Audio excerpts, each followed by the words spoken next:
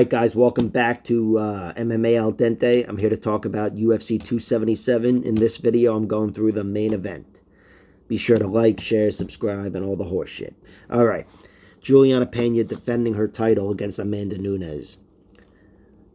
I got to ride with Juliana Pena on this one. You know, I'm one of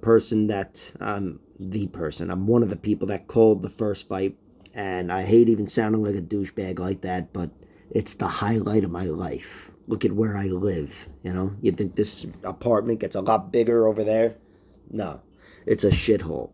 But I am a Juliana Pena fan. I feel like I've had her pegged for a long time as the fighter to beat Amanda Nunes, and although Amanda's going to be coming into this fight with a totally different approach, and she's well acquainted with Juliana at this point, so she knows, her strengths and Juliana's strengths. She's going to be coming in to fight against Juliana's strengths, and I still feel like it's just Juliana's fight to lose. She is a bad matchup for Amanda Nunes, and although, like the first fight, although she didn't look great in round one, I still feel like it only reinforced my opinion watching her go through stand-up war with Amanda Nunes. Amanda trying to take her head off and being given plenty of opportunities to do so, and Juliana Pena went through it. I just think, Amanda Nunes' path to victory here is a decision, and Juliana's path to victory is pressure. And whether it's standing or on the ground, I just think Juliana Pena is going to fatigue Amanda Nunes. I'll go back to something in the first fight, how I broke it down was Amanda Nunes. Well, Juliana Pena's path to defeat is a submission, typically, in the middle of the fight, specifically. Valentina Shevchenko caught her in round 3 or late in round 2, I think. I don't even know. But I've seen the fight a million times and I forget. And Jermaine Durandamy caught her in the round 3, deep into the end of that fight. And Sarah Moras caught her in round 2. And that was in the middle of a 15-round fight as well. Amanda Nunes has great submission skills, but her submissions come when she hurts her opponent. And they always come in round 1. Whether it's Sarah McMahon, fucking Misha Tate, or Megan Anderson, she's hurt each of them on the feet before getting a submission, and it was in round 1 each time. I just think that's where she gets submissions. That's just how she is as a fighter. Amanda Nunes has always had, I can't even say a questionable gas tank, but in her losses, it's been her gas tank that's hurt her. And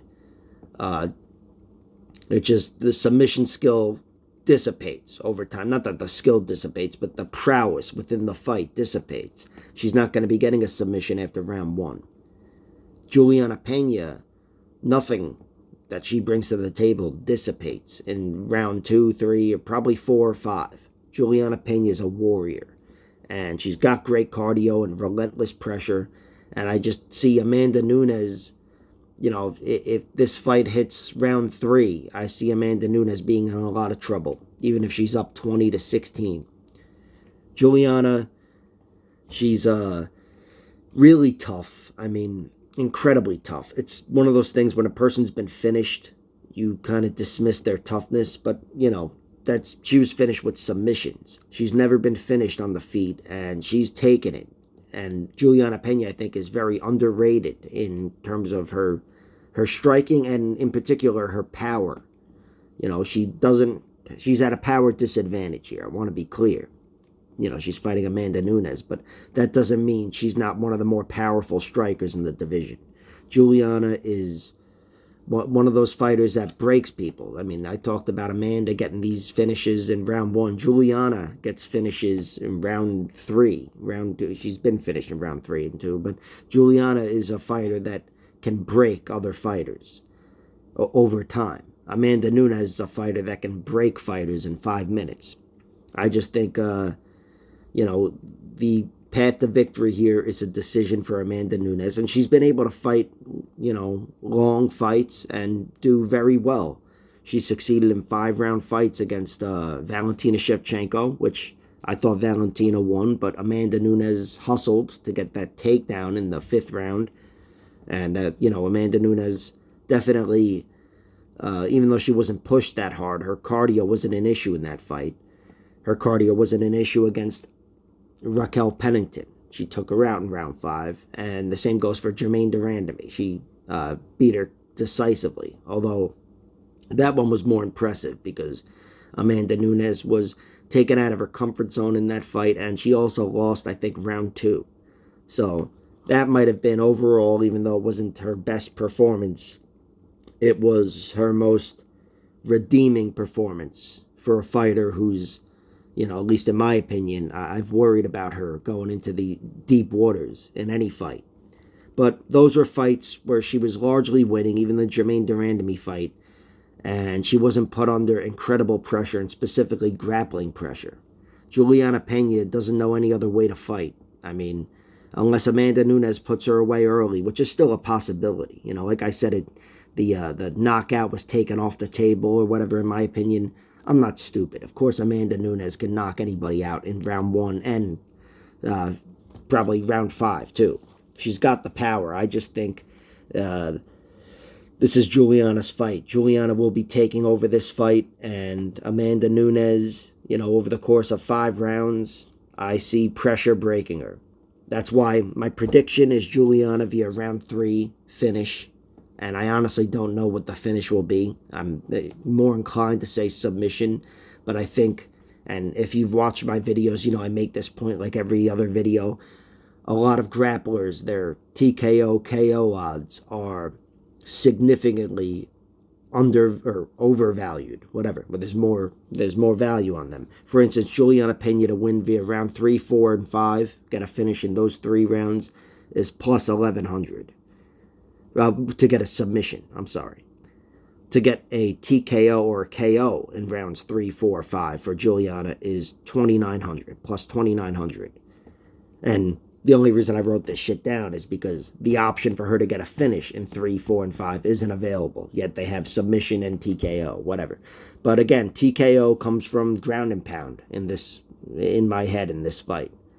And we've seen like Kat Zingano take out Amanda Nunes. Juliana Pena is much more of a submission artist. She's someone, if she's got someone hurt, especially Amanda, knowing she's finisher, she'll be more inclined to go for the rear naked choke or the arm triangle. But TKO is something that's, again, there's a lot of value there, and I'm going to jump on it. Plus 3, 4, plus 2,900 to win in rounds 3, 4, and 5. I also like just her submission line there. And again, I would just play the regular line, but it's not available. And Amanda Nunes to win via round 1 and 2, TKO, KO, is plus 230. I think that's the best bet there. Of course, as I said, she's been known to club and sub, so she could get a submission over Juliana Pena, but I don't think so. I think Amanda Nunes, she's much more likely in just about any fight to get the finish with her strikes. And I do have parlays with Juliana Pena's money line set at plus 210, but that's because for me on betus.com, I can't put prop bets into parlays. I do like the money line though, because let's face it, the decision is possible.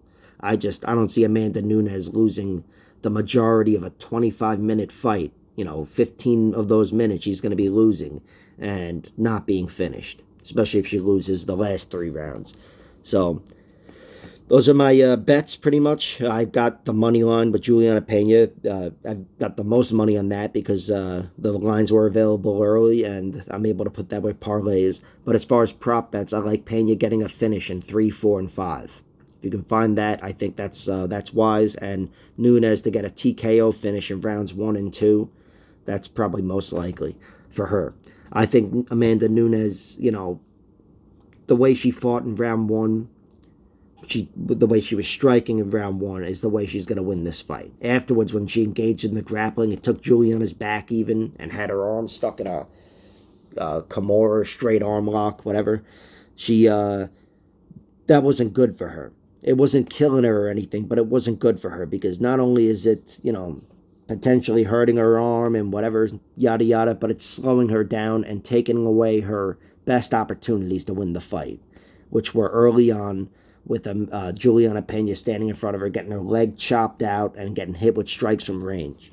I just think, again, Juliana Pena will find a way to get through that in one way or another, and she'll slowly start to take over this fight. Hope you guys enjoyed the breakdown. Be sure to like, share, subscribe, all the horse shit, and I'll talk to you guys in about 2 minutes when I talk about the next one. All right. Good night.